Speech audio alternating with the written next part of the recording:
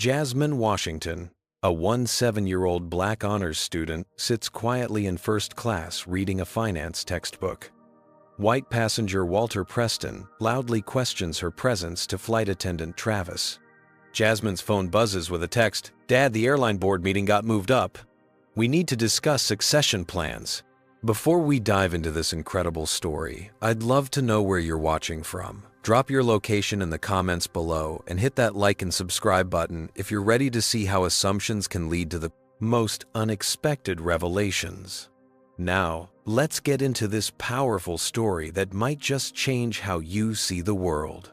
Jasmine Washington was not your average teenager. At 17, she had already established herself as something of a prodigy in economics and business, maintaining a perfect 4 gigapascals at her prestigious private school in Atlanta, while simultaneously taking advanced finance courses online through the University of Pennsylvania's Wharton School. Despite being accepted to every Ivy League school, she had recently decided on Harvard, where she planned to double major in economics and computer science before pursuing her MBA. What made Jasmine truly exceptional, however, wasn't just her academic prowess. It was the quiet dignity and humility with which she carried herself despite being born into extraordinary privilege.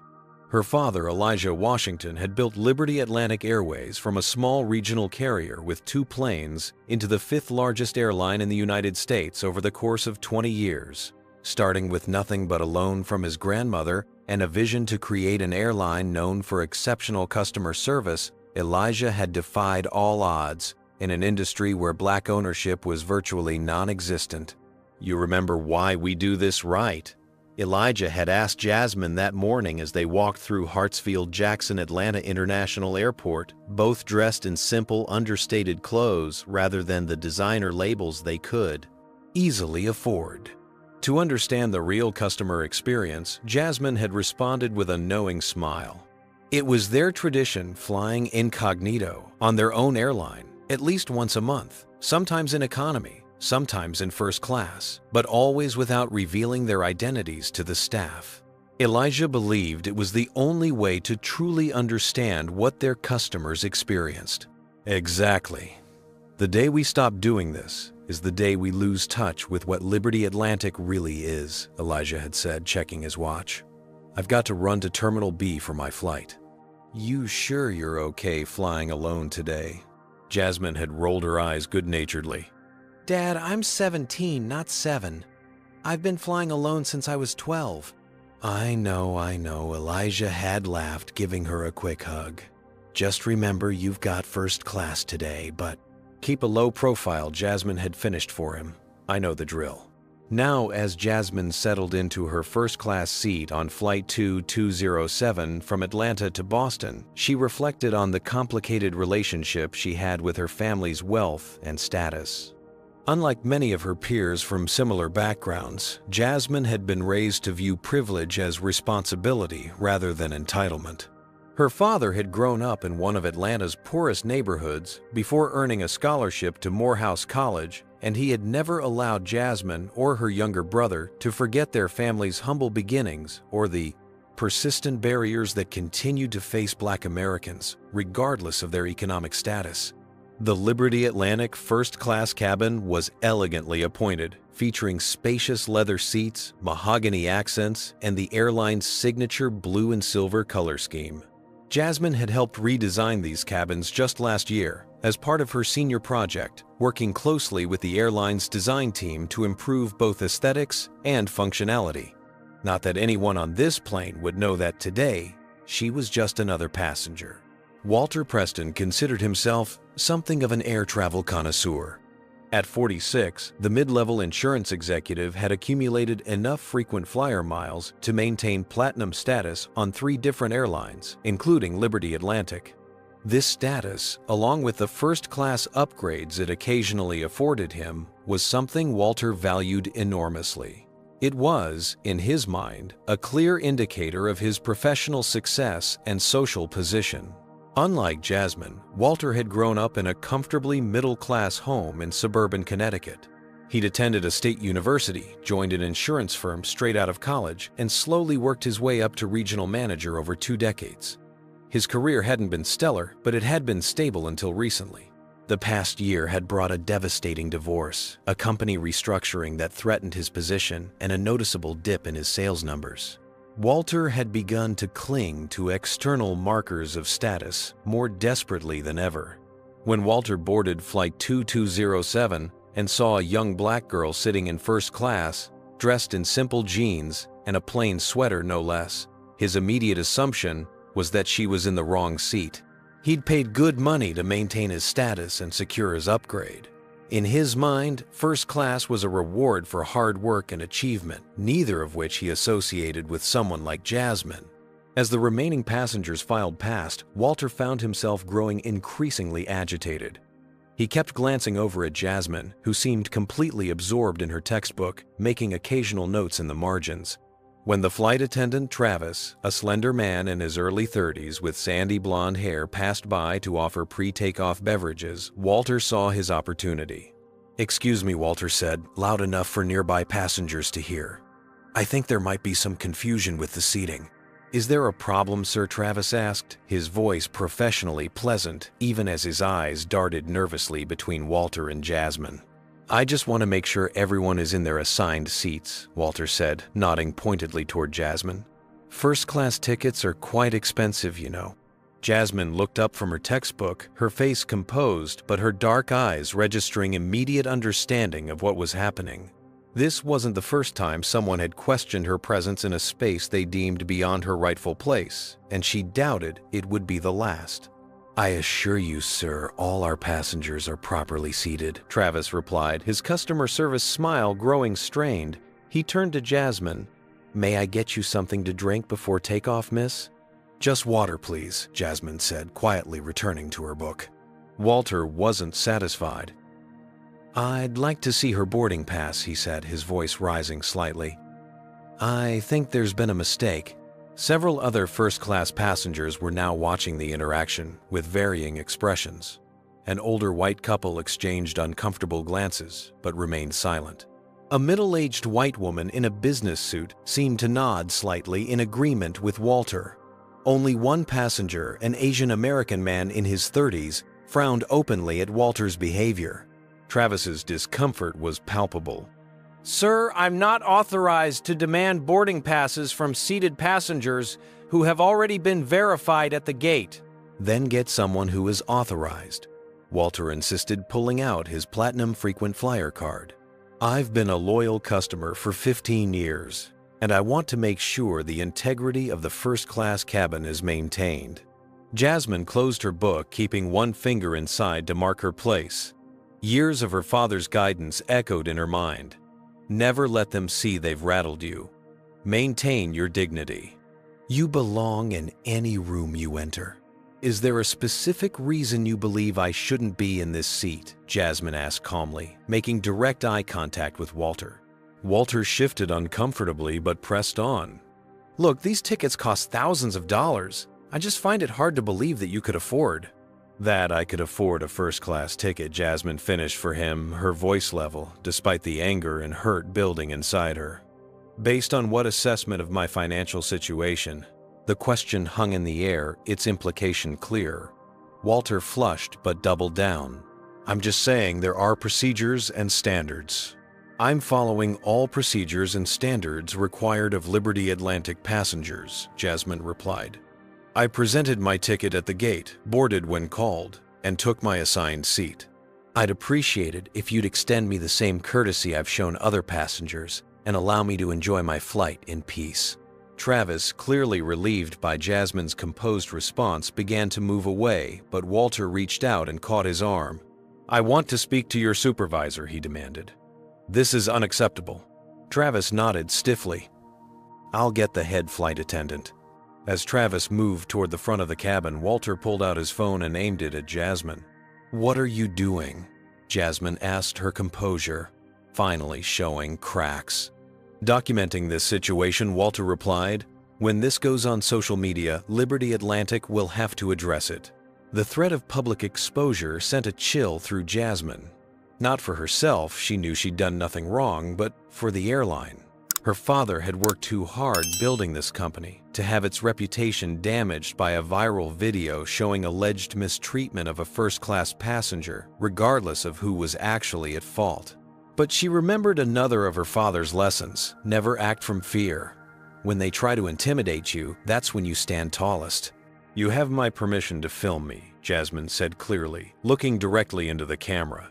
"I have nothing to hide. I'm a ticketed passenger in my assigned seat." Walter lowered his phone, slightly thrown off by her confidence. The head flight attendant, Diane Johnson, a black woman in her late 40s with a no-nonsense demeanor cultivated over 20 years in the industry, arrived at their row. Unlike Travis, Diane recognized Jasmine immediately. She had been with Liberty Atlantic since its early days and had watched Jasmine grow up. But she also understood the Washington family's practice of traveling incognito and respected their privacy. "What seems to be the problem here?" Diane asked her, tone professional but with an edge of authority that made Walter straighten in his seat. "This man believes I'm seated here improperly," Jasmine explained before Walter could speak. "He's demanded to see my boarding pass and is now filming me with the intention of posting it online." Diane turned to Walter, her expression stern. "Sir, all passengers' seating assignments were verified at the gate. Additionally, filming other passengers without their consent for the purpose of harassment could be considered a violation of our conduct policies." "She just gave her consent," Walter argued, waving toward Jasmine. "Under duress," Diane countered. "I'm going to have to ask you to put your phone away and cease disturbing other passengers, or we may need to involve the captain, which could delay our departure." The mention of potential delay caused murmurs of annoyance from other passengers. Walter, sensing he was losing whatever public support he might have had, lowered his phone, but didn't put it away completely. "This isn't over," he muttered, just loud enough for Jasmine to hear. As the plane taxied down the runway, Jasmine stared out the window, trying to focus on the geometric patterns of the airport rather than the knot of anger and hurt tightening in her chest. Walter's questioning of her presence in first class had scraped against old wounds that had never fully healed. She remembered her first day at Westlake Academy, the prestigious private school her parents had enrolled her in after extensive research into the best college preparatory programs in Atlanta. 11-year-old Jasmine, wearing her new uniform and nervous smile, had been approached by a well-meaning mother during the welcome reception. "You must be so excited about this opportunity," the woman had said, her voice dripping with patronizing encouragement. "The scholarship program here is just wonderful. My husband and I donate to it every year." Jasmine had been too stunned to correct the assumption that she was a charity case rather than a full-paying student whose father could have bought and sold most of the families at the school. Her mother, Grace, overhearing the exchange, had smoothly intervened. "We're very happy with Westlake, though we did consider several other schools," Grace had said, extending her hand. "I'm Grace Washington, and this is my daughter Jasmine." The woman's face had registered confusion, then embarrassment, as recognition dawned.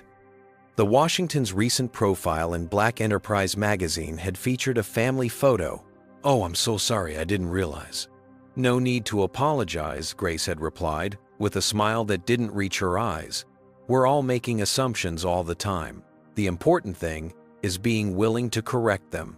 Later in the car, Jasmine had broken down in tears. "Why did she think I couldn't belong there unless someone gave me charity?"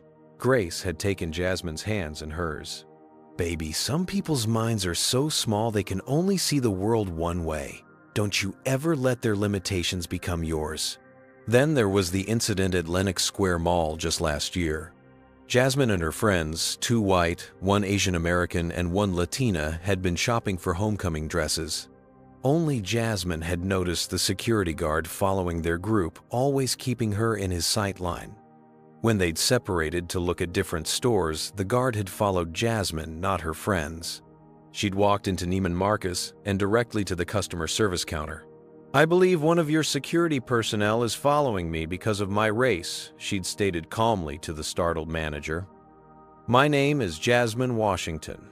My family has a store account here, and I'd like this documented." The manager had apologized profusely, the security guard had been reprimanded, and the store had sent a formal letter of apology to the Washington home. But the humiliation had lingered. When Jasmine had told her father about the incident, his face had darkened with a pain she rarely saw him express.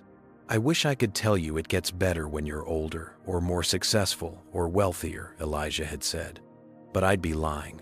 Just last month, I was mistaken for a valet at a restaurant where I was meeting investors. The week before that, a woman clutched her purse when I got on the elevator in my own office building."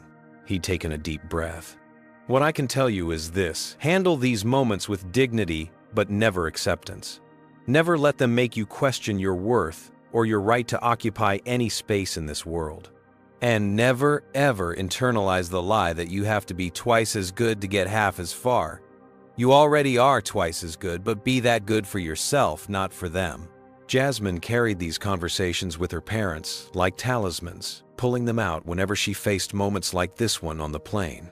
Across the aisle, Walter was nursing his own wounds, though of a different sort. 6 months ago, his wife of 20 years had left him for her CrossFit instructor, a man 8 years Walter's junior with a six-pack and a fledgling protein shake business. The divorce had been finalized just weeks ago, leaving Walter with a substantially smaller retirement account and a house that felt cavernously empty. At work, things were equally precarious. Clayton Insurance had been acquired by a larger firm, and the new management was making noises about streamlining middle management and performance-based retention. Walter's sales numbers had been declining for 3 quarters straight, and next week's meeting with Westridge Technologies represented his last best chance to land a major account and secure his position. His life, which had once seemed so solidly constructed, now felt like a house of cards, with each day bringing a new threat to what remained of his self-image. The first-class cabin of Flight 2207 was one of the few spaces left where Walter still felt like someone of consequence. His platinum status, his ability to board first, the flight attendants who knew his preferred drink, these small privileges had taken on outsized importance as other markers of success slipped away. Seeing Jasmine, young black female, apparently unaware of how fortunate she was to occupy such a coveted space, had triggered something ugly in Walter. If he had been honest with himself, he might have recognized that his reaction had little to do with Jasmine herself and everything to do with his own fear of irrelevance. In her seat at the front of the first-class cabin, Diane Johnson considered the scene she had just witnessed. In 20 years of flight attendance, she had seen countless variations of the interaction between Walter and Jasmine. Sometimes it was about race, sometimes about gender, sometimes about age, but always about power. Who was perceived to have it, who was perceived to lack it, and who got to decide who belonged where. Diane had known Elijah Washington since Liberty Atlantic had been a scrappy startup operating out of a converted warehouse in College Park. She'd been one of his first hires, lured away from a major airline by his vision of creating a company where respect was the foundation of every interaction, whether between staff and passengers or among employees themselves. She'd watched Jasmine grow from a pigtailed little girl who used to visit the training facility with her father to the poised young woman who now regularly attended board meetings. Diane knew that Jasmine could have easily pulled rank during Walter's challenge, but had chosen not, to a testament to both her character and her understanding of her father's philosophy about experiencing the airline as regular. Passengers did. 2 rows behind Jasmine, DeAndre Wilson, a 8-year-old software engineer, had watched the entire exchange with a familiar mixture of anger and resignation.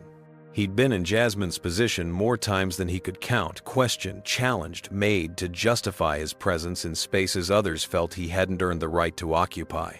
Each time he'd face the same impossible calculation: speak up and risk being labeled aggressive, or stay silent and sacrifice a piece of his dignity. DeAndre had noticed other black passengers on the plane exchange, knowing glances during Walter's confrontation with Jasmine. It was a silent acknowledgement of shared experience, a momentary connection forged through collective understanding of what it meant to move through the world in skin that was perpetually perceived as both threatening and out of place. The first hour of the flight passed in tense silence. Jasmine had returned to her textbook, though the words swam before her eyes as she struggled to concentrate. Walter had ordered 2 scotches in quick succession, gulping them down while angrily tapping at his laptop. The other passengers in first class seemed relieved that the confrontation had subsided, though occasional glances toward the two indicated that the drama remained fresh in everyone's minds. Have you ever been in a situation where a moment of conflict suddenly shifts into something unexpected? What would you do if someone who had just insulted you suddenly needed your help? Type number 1 in the comments if you believe in always taking the high road, even when others don't deserve your kindness. Hit that like button if you've ever witnessed discrimination and spoke up against it. Don't forget to subscribe for more powerful stories that challenge our perspectives on race, privilege, and humanity. As the flight attendants began preparing the cabin for the in-flight meal service, the plane suddenly lurched, causing several passengers to gasp. The captain's voice crackled over the intercom. "Ladies and gentlemen, we've encountered some unexpected turbulence. Please return to your seats immediately and fasten your seat belts. Flight attendants, please suspend service and secure the cabin." No sooner had the announcement ended than the plane dropped sharply, then seemed to bounce upward. Loose items went flying. A plastic cup sailed through the air. Walter, who had been working on a presentation on his laptop, reached out instinctively to grab his computer as it slid off his tray table. In doing so, he knocked over his half-full glass of scotch, sending the amber liquid cascading directly onto his keyboard. "No, no, no," Walter cried out frantically, trying to dry the computer with cocktail napkins as the turbulence continued. "Everything for my presentation is on here. The meeting is tomorrow." Jasmine, who had managed to secure her own belongings, glanced over at Walter's distress. Despite his earlier behavior, she felt a twinge of sympathy. She recognized the panic in his eyes. It was the look of someone watching their professional lifeline dissolve before their eyes. "Turn it upside down," she said, reaching into her bag for a small travel pack of tissues. "And don't try to power it back on yet." Walter looked up, surprised by the offer of help from the very person he'd antagonized. "What?" "Your laptop. Turn it upside down like a tent to let the liquid drain away from the circuits. And use these to blot, don't wipe. Wiping can push the liquid further in." Walter hesitated for a moment, then accepted the tissues and followed her instructions. "Thanks," he muttered the word, clearly difficult for him to say. The next several minutes were filled with the continued effects of turbulence, but Jasmine and Walter worked together to salvage his computer, Jasmine offering a steady stream of technical advice based on knowledge she'd gained from her computer science courses. When the turbulence finally subsided, Walter attempted to turn on his laptop. The screen flickered weakly, then went black again. "Damn it," he swore, slumping back in his seat. "That presentation took me weeks to prepare. It's for Westridge Technologies. If I don't land them as a client, I might not have a job next month." Jasmine considered for a moment. "Do you have it backed up anywhere?" "Some of it's in my email, but the latest version with all the custom quotes and pricing models is only on this machine." Walter admitted, running a hand through his thinning hair. "I might be able to recover the files," Jasmine offered. "I've taken some computer science courses. If the hard drive isn't damaged, we could still retrieve the data." Walter studied her face, looking for signs of mockery or deceit, but found only genuine willingness to help. His expression shifted from suspicion to cautious hope.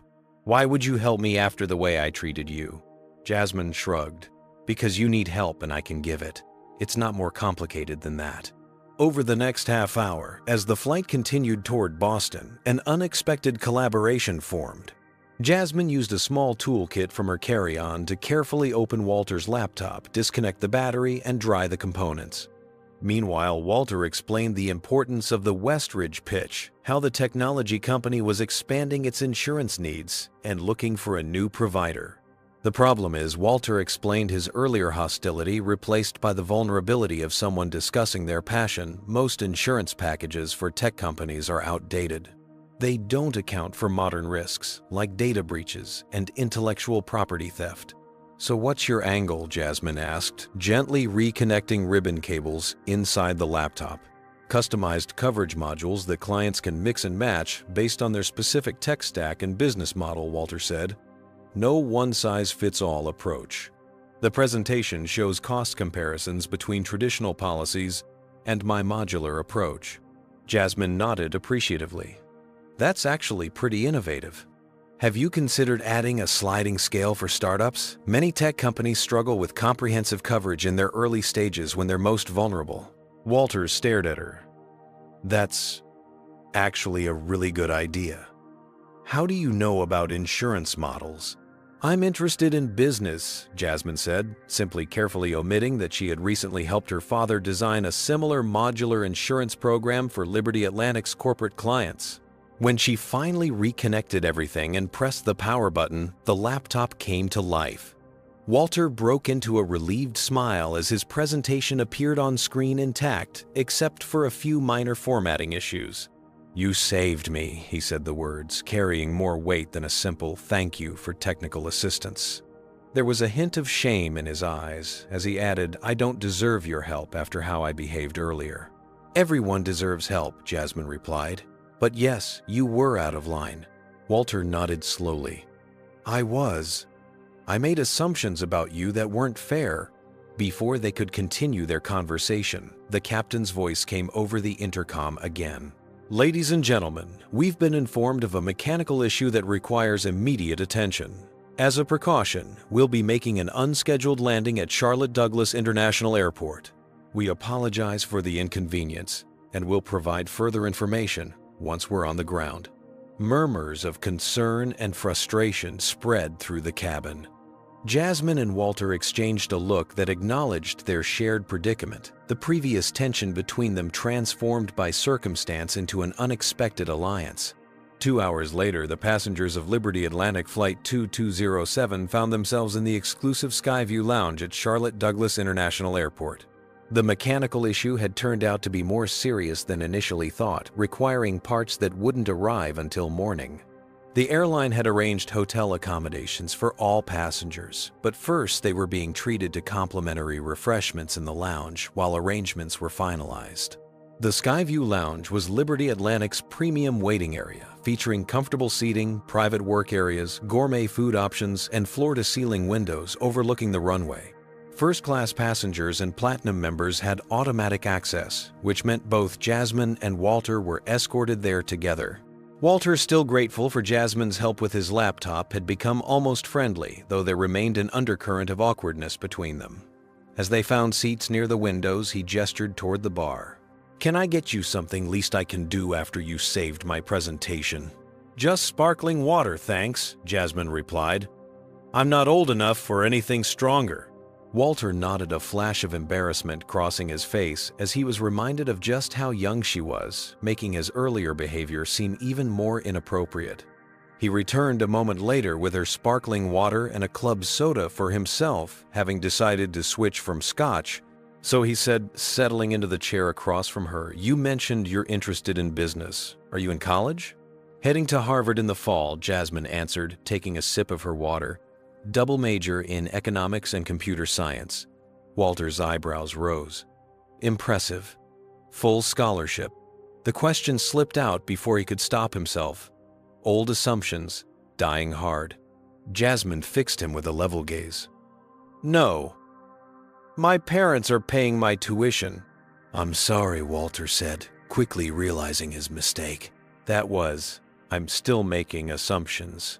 Yes, you are, Jasmine agreed, but her tone was more tired than angry. Why is it so hard to believe that my family might have the means to pay for college? Walter hesitated, then decided honesty was the only appropriate response. Because I've spent my whole life with certain ideas about who has money and power in this country and who doesn't. And even though I know those ideas are wrong, they're still the first place my mind goes. Jasmine appreciated his candor, if not his perspective. Well, that's the first step, I guess. Recognizing the problem. Their conversation was interrupted by a commotion at the lounge entrance. A woman in a Liberty Atlantic executive uniform was scanning the room anxiously. When her eyes landed on Jasmine, visible relief washed over her face. She hurried over, conscious of the attention she was attracting. "Miss Washington," the woman said, slightly breathless. "I'm Carrie Thompson, VP of Operations. We've been trying to reach you." Jasmine straightened in her seat, immediately alert. "What's happened? Is my father okay?" "He's fine," Carrie assured her quickly. "But there's an urgent situation with the board. Your father asked me to find you personally once we realized you were on the diverted flight." Walter watched this exchange with growing confusion. The respectful, almost deferential way the airline executive was addressing Jasmine didn't align with his perception of her as just another passenger, albeit one in first class. "I can bring you to a private conference room," Carrie continued. "Your father is on a secure line waiting to speak with you. The board is split on the Singapore expansion, and they're pressing for a vote today instead of next week." Jasmine nodded briskly, her demeanor shifting subtly into something more authoritative. "That's against protocol. They can't force a vote without the full board present." "That's what your father said." But Richardson and Lowell are claiming that since the prospectus was distributed last month, they can proceed with a simple majority. They need a 2/3 majority for capital expenditures exceeding $500 million per the bylaws. Jasmine countered, standing and gathering her belongings. "My father should challenge the procedural validity." Walter's mouth had fallen slightly open as he listened to this teenager confidently discussing corporate governance and what sounded like a major business expansion. Who exactly was this girl? Jasmine turned to him. "Excuse me, Walter. It seems I have a family matter to attend to." "Of course," he replied automatically, still processing what he was hearing. As Carrie led Jasmine away, Walter distinctly heard her say, "The preliminary reports from the Singapore team look promising, but I'm concerned about the regulatory hurdles your father's company might face in the Southeast Asian market." Your father's company? Walter sat frozen in his seat, his mind racing to connect the dots. Washington, Liberty Atlantic. Could it be? He pulled out his phone and quickly searched Liberty Atlantic Airlines founder. The search results confirmed his suspicion. There on his screen was a Forbes article featuring Elijah Washington, founder and CEO of Liberty Atlantic Airways. And standing beside him in the photo was a younger version of the very girl Walter had challenged and belittled. Jasmine Washington, described in the caption as the founder's daughter and rumored future heir to the Liberty Atlantic empire. Walter felt the blood drain from his face as the full implications of his behavior hit him. He had publicly questioned and filmed the daughter of the airline's founder and CEO while flying on that very airline. The same airline where he held his precious platinum status. The same airline that constituted the majority of his business travel. But instead of helping him when his laptop was damaged or having him removed from the flight after his confrontation, Jasmine had shown him nothing but dignity and even kindness. The contrast between her behavior and his own made him feel physically ill. After sitting in stunned silence for several minutes, Walter's curiosity got the better of him. He rose from his seat and casually made his way toward the hallway where Jasmine and the executive had disappeared. At the end of the corridor, a door to a conference room stood slightly ajar. Walter positioned himself just out of sight, but within earshot. "The board needs to understand that expansion without proper infrastructure is risky," came Jasmine's clear voice. "Dad, you've always said Liberty Atlantic's strength is in its customer experience, not just its routes. Singapore will require at least 6 months of cultural training for staff before we even consider launching flights." "I agree completely," replied a deep male voice that Walter assumed belonged to Elijah Washington. "But Richardson is pushing hard, claiming the projected revenue justifies accelerated implementation." "Show them the Denali Airlines case study," Jasmine suggested. "They expanded to Tokyo without proper preparation and lost millions in the first year due to cultural missteps and poor service ratings." Walter listened in growing amazement. The teenager he had assumed was out of place in first class was speaking with the confidence and insight of a seasoned business executive. Her analysis was sharp, her recommendations sound. As he turned to walk away, not wanting to be caught eavesdropping, Walter came face to face with another Liberty Atlantic executive who had approached silently from behind. "Can I help you, sir?" the man asked, his tone polite but eyes suspicious. "I was just..." "Looking for the restroom," Walter stammered. "It's in the opposite direction," the executive replied coolly. "This area is currently reserved for a private meeting." Red-faced Walter retreated to the main lounge, his mind reeling from the revelations of the past few minutes. He was still sitting there, staring blankly at his previously rescued laptop, when Jasmine emerged from the conference room 30 minutes later. Jasmine exited the conference room with Carrie Thompson and 2 other executives, their conversation continuing in hushed, serious tones. Walter watched as they shook hands at the end of the hallway before the executives headed back toward the airport offices. Jasmine, looking both mentally exhausted and somehow more mature than she had just an hour ago, started back toward the main lounge area. Walter knew he had a choice to make. He could avoid further interaction, pretend he hadn't discovered her identity, and just wait quietly for his hotel voucher. Or he could acknowledge what he now knew and face the consequences of his earlier behavior. Before he could decide, Jasmine spotted him and after a moment's hesitation walked directly to where he was sitting. "Everything okay with your family matter?" Walter asked awkwardly. "Just some business complications," Jasmine replied vaguely. "Nothing that can't be resolved with proper procedure." Walter nodded, then took a deep breath. "I know who you are." Jasmine's expression didn't change. "And who am I, Walter?" "You're Jasmine Washington. Your father is Elijah Washington, the founder and CEO of Liberty Atlantic Airways." He gestured around them. "Of this airline." "Yes," she confirmed, simply. "Why didn't you say anything when I was questioning you on the plane? You could have shut me down immediately." Jasmine considered her response carefully. "Would you have believed me, or would you have assumed I was lying to avoid being removed from first class?" The question hit Walter like a physical blow because he knew the answer. He wouldn't have believed her. He would have assumed she was making up a story to justify her presence in what he had deemed an exclusive space. "My father and I fly incognito regularly," Jasmine continued. "It helps us understand the real customer experience. If I had revealed my identity, I wouldn't have experienced what so many other Black passengers experience every day, having their presence questioned, their legitimacy challenged, their right to occupy certain spaces denied." Walter felt shame wash over him. "I was completely out of line. I made assumptions based on what Jasmine pressed when he trailed off. My age, my clothes, or was it something else?" Walter's discomfort was palpable, but Jasmine didn't relent. She had been patient, had helped him despite his behavior, but now she needed him to confront the ugly truth behind his actions. "It was because I'm Black," she stated flatly.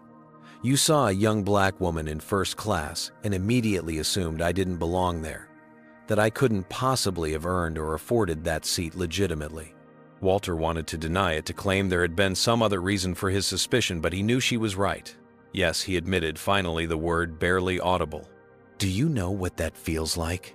Jasmine continued her composure, finally cracking to reveal the hurt beneath.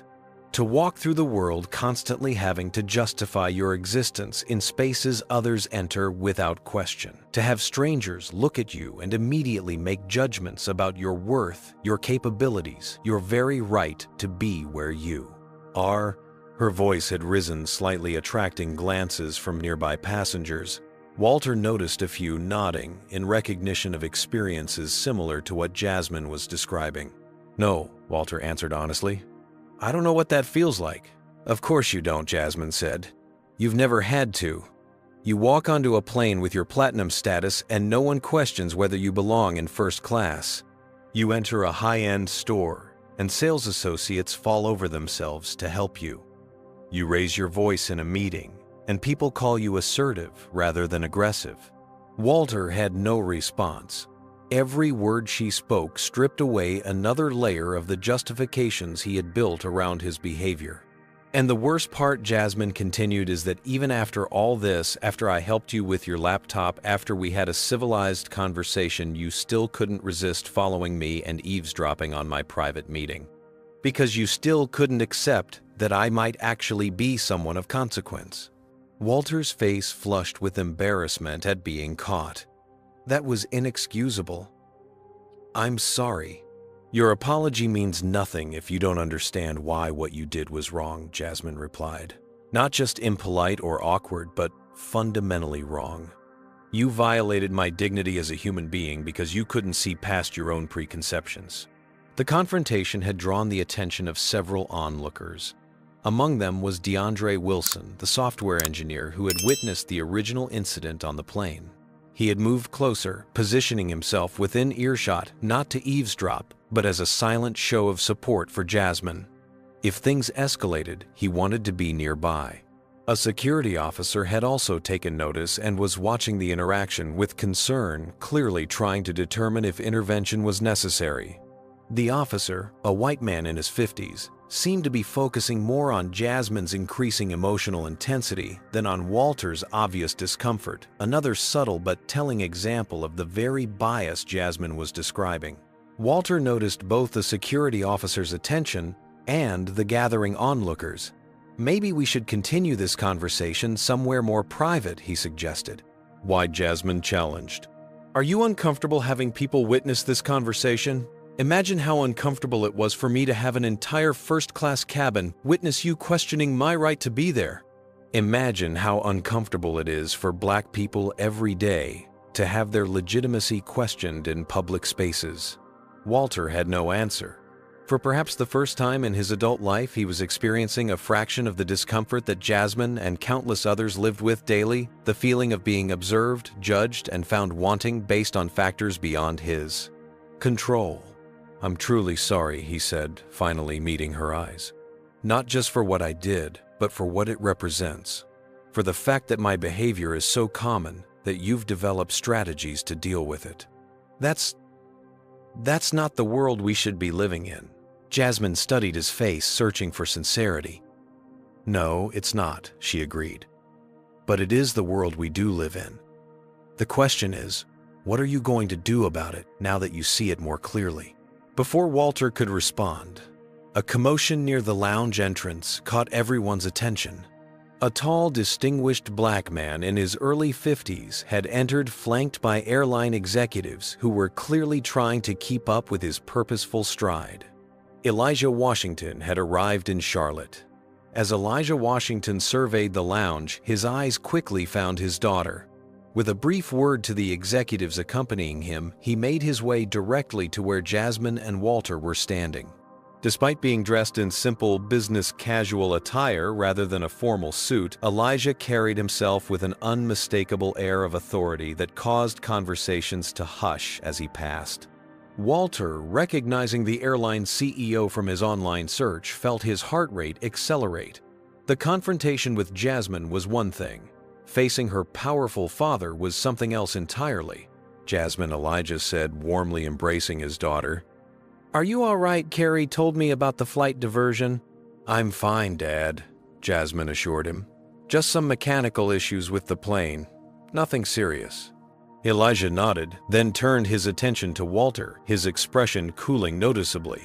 And you must be Mr. Preston. Walter swallowed hard. You know who I am.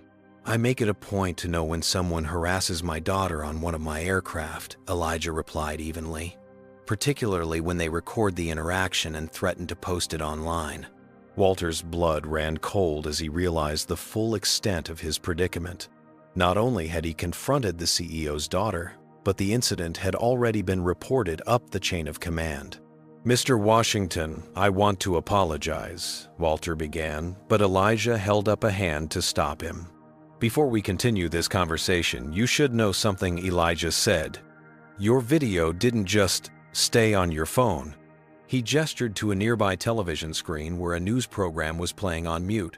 To Walter's horror, the screen showed a grainy cell phone video of his confrontation with Jasmine on the plane. The ticker at the bottom read, "Racial profiling in first-class video goes viral." I didn't post that, Walter protested, genuine confusion in his voice. No, you didn't, Elijah confirmed. Another passenger recorded your interaction with my daughter and shared it on social media. It's been viewed over 2 million times in the past 3 hours. Walter felt dizzy. 2 million. Your face is clearly visible, Elijah continued, as is the Liberty Atlantic logo on the seat behind you. Our company is now trending for all the wrong reasons. Our stock has dropped 3% since the market opened, and my PR team is working overtime to manage the fallout." Jasmine, seeing Walter's genuine distress, felt a twinge of sympathy despite everything. "Dad, I don't think Mr. Preston intended for this to become public."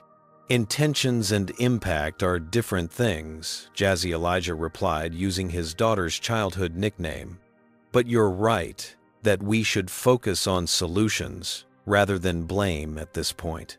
Walter's phone buzzed with an incoming call. He glanced at the screen and saw it was from his boss. With trembling fingers, he declined the call, only to see 3 text messages pop up immediately after. "Call me immediately. Is this you in the viral video? The CEO is furious. Our company name is visible on your laptop. HR wants to meet tomorrow morning. This is a serious issue." The full consequences of his actions were becoming clear to Walter. Not only had he behaved appallingly toward a teenage girl, but he had now potentially jeopardized his already precarious job and publicly embarrassed his company. "Mr. Washington," Walter said, his voice strained, "I know this doesn't excuse my behavior, but I want you to know that Jasmine handled the situation with incredible grace and dignity. She even helped me when my laptop was damaged during turbulence. She showed me kindness I didn't deserve." Elijah's expression softened slightly as he looked at his daughter with pride. "That sounds like Jasmine. She's always had more compassion than most people deserve." He turned back to Walter. "But compassion doesn't mean there aren't consequences." Walter nodded, resigned. "I understand. I assume my platinum status with Liberty Atlantic will be revoked." "That's the least of your concerns right now," Elijah replied. "Your employer has already contacted our corporate office to distance themselves from your actions.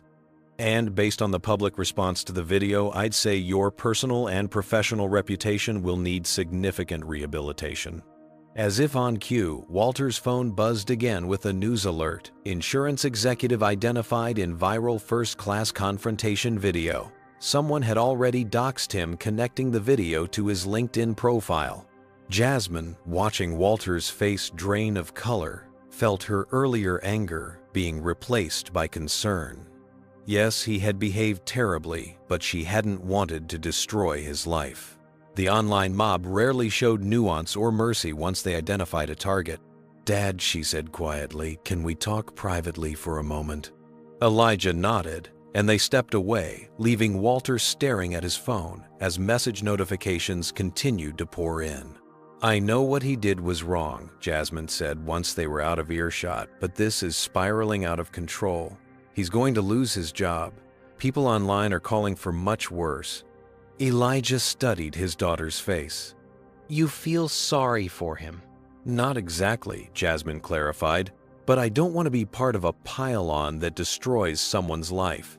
He made a mistake, a revealing one, about his biases, yes, but does he deserve to lose everything over it?" Elijah considered this. "What do you suggest?" "Let me handle it," Jasmine replied. "I think there's a better way to address this one that might actually lead to some growth and change rather than just punishment." Elijah hesitated, then nodded. "All right. It's your call. But remember what I've always taught you. Kindness is not the same as weakness," Jasmine finished for him. "I know, Dad." They returned to where Walter was sitting, his face ashen as he scrolled through the torrent of angry messages on social media. When he looked up at the Washingtons, his eyes held genuine fear. "We'd like to speak with you privately," Elijah said, his tone businesslike but not unkind. "There's a conference room available where we can discuss how to move forward from here." Walter nodded mutely and followed them, certain he was walking to his professional execution. The conference room was sleek and modern, with a polished mahogany table and the Liberty Atlantic logo emblazoned on the wall. Elijah took a seat at the head of the table, with Jasmine to his right. Walter sat across from Jasmine, feeling like he was facing a tribunal rather than a father and daughter. "Mr. Preston," Elijah began, "before we discuss the current situation, I'd like to tell you a story." Walter nodded, confused, but willing to listen to anything that might mitigate his predicament. When I started Liberty Atlantic 20 years ago, I had 2 planes and a dream of creating an airline that treated every passenger with dignity, Elijah said, leaning forward slightly. Not just first-class passengers or frequent flyers, every single person who stepped onto one of my aircraft. He paused, his expression thoughtful. The first investor meeting I held, I arrived early to set up my presentation. A white executive walked in, looked me up and down, and asked when the janitorial staff would be finished so the meeting could begin. Walter winced at the story, seeing uncomfortable parallels to his own behavior. I could have thrown him out, Elijah continued. I could have humiliated him by revealing I was the founder seeking investment, not the janitor. And believe me, I was tempted. But instead, I simply said, I'll be ready to start the presentation in 5 minutes. The look on his face when he realized who I was, well, that was satisfaction enough. Elijah leaned back in his chair. That man ended up becoming one of my biggest investors and eventually a friend. He had to confront his own biases, certainly. But the point is, people can change when they're given the opportunity to see their mistakes clearly and make amends. Walter looked up, a faint glimmer of hope in his eyes. That said, Elijah continued, his tone hardening slightly. What happened today on my aircraft is unacceptable. My daughter, like every other passenger, deserves to travel without being questioned or harassed. And as a company, Liberty Atlantic cannot tolerate behavior that makes any customer feel unwelcome based on their race, gender, age, or any other characteristic. I understand completely, Walter said, and I take full responsibility for my actions. Jasmine, who had been quietly observing, finally spoke. What would you do differently if you could go back to that moment on the plane? Walter considered the question carefully. Honestly, I wouldn't have said anything at all. Your presence in first class was none of my business. My discomfort was my problem, not yours. Jasmine nodded, seemingly satisfied with his answer. And what have you learned from this experience? That I've been carrying assumptions and biases I didn't even realize I had, Walter admitted. That I've been viewing certain spaces as exclusively mine and resenting others who I felt didn't belong there. And that this mindset isn't just wrong, it's harmful. He paused, then added, I've also learned that sometimes the people you dismiss might be exactly the ones you should be learning from. Elijah and Jasmine exchanged a look, some unspoken communication passing between them. Then Elijah turned back to Walter.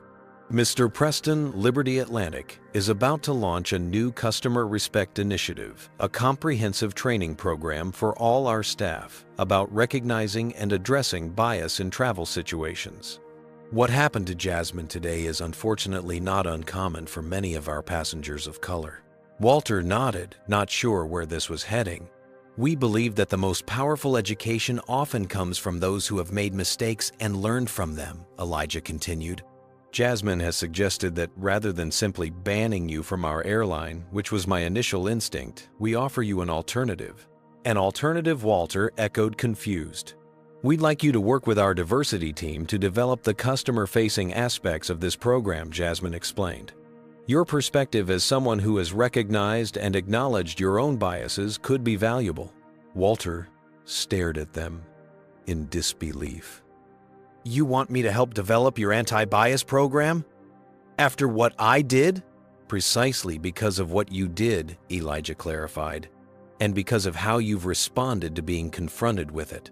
True change doesn't come from punishing people into silence. It comes from transforming perspectives through honest conversation and education. Of course, this would require you to speak openly about your experience today, Jasmine added, including acknowledging your mistakes publicly. Walter thought about the alternative, losing his job, becoming a social media pariah, possibly never working in his industry again. But more than that, he thought about the genuine shame he felt for his behavior and his desire to make genuine amends. I would be honored to help, he said finally, though I'm not sure I'm qualified. None of us are fully qualified to tackle systemic bias, Elijah said with a slight smile. We're all learning. The important thing is being willing to do the work. Jasmine reached into her bag and pulled out a business card, sliding it across the table to Walter. This is Carrie Thompson's contact information. She'll be overseeing the program development. And this, she wrote something on a napkin, is my email. I'd like to stay involved in the project as well." Walter accepted both, with a nod of gratitude, still struggling to process the unexpected turn of events. "Thank you, both of you. This is more generosity than I deserve." "Perhaps," Elijah acknowledged. "But as my daughter has reminded me, sometimes people need to be given the opportunity to be better than their worst moments." He stood, signaling that the meeting was concluding. "Now, if you'll excuse us, I need to speak with my PR team about issuing a statement regarding today's events. We'll be in touch about the program development soon." As Walter rose to leave, Jasmine stopped him with one final question. "Walter, I'm curious, what's your presentation to Westridge Technologies about tomorrow?" "Insurance coverage modules for tech companies," he replied. "Why?" Jasmine smiled. "Just wondering. Good luck with it." After Walter had left, Elijah turned to his daughter with a raised eyebrow. "Are you sure about this approach? He could still prove to be insincere." "He could," Jasmine agreed, "but I'd rather give him the chance to prove otherwise. Besides, having him involved in the program sends a powerful message that Liberty Atlantic believes in redemption as well as accountability." Elijah's face filled with pride. "You're going to be a better CEO than I ever was." "I learned from the best," Jasmine replied, embracing her father. "And I've still got a lot more to learn." 6 months later, the grand ballroom of the Hyatt Regency in downtown Atlanta was filled to capacity. Liberty Atlantic executives, staff members, industry professionals, and media representatives had gathered for the official launch of Respect in the Skies, the airline's groundbreaking customer respect and anti-bias initiative. On the stage, Walter Preston stood at the podium, looking vastly different from the angry defensive man who had confronted Jasmine on Flight 2207. He appeared more at ease with himself, his posture open, his smile genuine as he addressed the audience. "Thank you all for being here today," Walter began. 6 months ago, I was a passenger on a Liberty Atlantic flight who made a terrible mistake. I questioned another passenger's right to be in first class based solely on my assumptions about who belonged in that space, assumptions deeply rooted in racial bias. A video screen behind him showed a still image from the viral video that had captured the confrontation, though Jasmine's face had been blurred to protect her privacy. "That passenger handled the situation with extraordinary grace," Walter continued. "And when the tables turned and I needed help, she offered it without hesitation, despite how I had treated her." In her dormitory room at Harvard, Jasmine Washington watched the live stream of the event on her laptop, a small smile playing at her lips. Her roommate, Zoe, sat cross-legged on her own bed, watching with interest. "Wait, is he talking about you?" Zoe asked incredulously. "Shh," Jasmine replied, her eyes fixed on the screen. "I want to hear this." On screen, Walter was describing the journey he'd undertaken in the months following the incident, the difficult conversations, the personal reflection, and the professional consequences he'd faced. "I lost my job," he admitted candidly, "and I deserved to. But Liberty Atlantic offered me something more valuable than punishment. They offered me a chance to be part of the solution." The camera panned to Elijah Washington, sitting in the front row, nodding slightly as Walter spoke. "Working with the Liberty Atlantic diversity team, and with the guidance of Mr. Washington and his daughter, has been a humbling and transformative experience," Walter continued. "Together, we've developed a program that we believe will help create a more respectful and inclusive environment for all travelers." He gestured to the screen behind him, which now displayed the Respect in the Skies logo. "This initiative includes comprehensive training for all Liberty Atlantic staff, from flight attendants to gate agents to baggage handlers. It establishes clear protocols for addressing bias incidents when they occur. And perhaps most importantly, it creates ongoing dialogue and education opportunities for everyone in the Liberty Atlantic family, including passengers." Walter went on to outline the specifics of the program, including a new reporting system for bias incidents, training modules developed with input from civil rights organizations, and a commitment to measuring and publishing diversity metrics across all levels of the company. As Jasmine watched, she felt a complex mixture of emotions: pride in her father's company for taking this bold step, satisfaction in seeing Walter's genuine transformation, and a bittersweet awareness that initiatives like this were, necessary, because incidents like the one she experienced were still all too common. "This is amazing," Zoe commented. "But I still can't believe you didn't tell that guy who your dad was right from the start. I would have shut him down so fast." Jasmine smiled. That wouldn't have changed anything except that one interaction. This way, thousands of people might have better experiences. On screen, Walter was wrapping up his presentation. "I want to close with a personal note of gratitude to Jasmine Washington, who taught me that true leadership isn't about asserting dominance or protecting privilege. It's about having the courage to acknowledge mistakes and the wisdom to learn from them." As the audience applauded, Jasmine's phone buzzed with an incoming text. It was from her father. "Proud of what we've accomplished with this program, but even prouder of you." Before she could respond, a second text arrived, this one from Walter. "Hope I did your vision justice today. Thank you again for giving me this opportunity instead of just giving me what I deserved." Jasmine typed a quick reply. "You did great. This is just the beginning." Setting her phone aside, she turned her attention to a notification that had just appeared in her email. It was from Liberty Atlantic's Human Resources Department, confirming her acceptance into the airline's executive development program for next summer. Jasmine smiled as she closed her laptop. 6 months ago, she had been just another passenger being harassed in first class. Now she was one step closer to becoming the future CEO of Liberty Atlantic Airways, a role her father had been preparing her for since childhood, but one she was now claiming on her own terms. On her desk sat a framed photograph of Elijah standing proudly beside Liberty Atlantic's first plane 20 years ago. Next to it was a newer photo, Jasmine and her father at the recent board meeting where the Respect in the Skies initiative had received unanimous approval. The airline her father had built would one day be hers to lead. And when that day came, she would ensure that every passenger, regardless of their appearance or background, would feel that they belonged not just in first class, but everywhere. Have you ever witnessed discrimination and wished you could change the outcome? Share your thoughts in the comments below. What would you have done in Jasmine's position? Did she make the right choice by offering Walter a path to redemption, or would you have handled things differently? Don't forget to like this video if you found Jasmine's story inspiring. Subscribe for more powerful stories about overcoming prejudice.